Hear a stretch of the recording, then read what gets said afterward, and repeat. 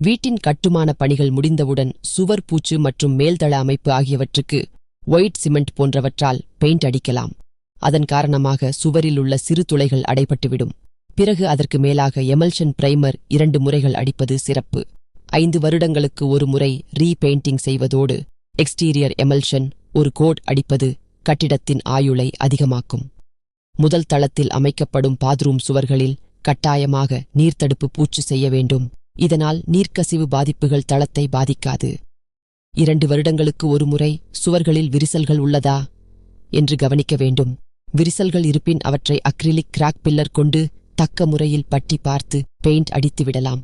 Bathroom tiles ஜாயிண்ட்களில் சாதாரண joint powder மூலம் packing செய்வதுதான் சிறப்பானது. பழைய கட்டிடத்தின் இணைப்பாக புதிய கட்டிடம் கட்டும்போது பொதுவாக உண்டாகும் ஜாயிண்ட் விரிசல்கள் வராமல் தடுக்க வாட்டர் ப்ரூப் கெமிக்கல்களை பயன்படுத்தலாம்.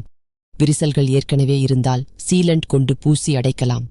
கட்டிடத்தின் மேல் தளத்தில் பதிக்கப்பட்ட ஓடுகளின் ஜாயிண்ட்கள் சரிவர அடைக்கப்பட்டுள்ளதா என்று மழைக்கு முன்னதாகவே பார்ப்பது அவசியம். சுவர்களில் பெயிண்டிங் செய்யும் போது ஓடுகளின் மேல் வாட்டர் ப்ரூப் எக்ஸ்டீரியர் பெயிண்ட் செய்யலாம். Thank you for watching. Keep support and subscribe friends.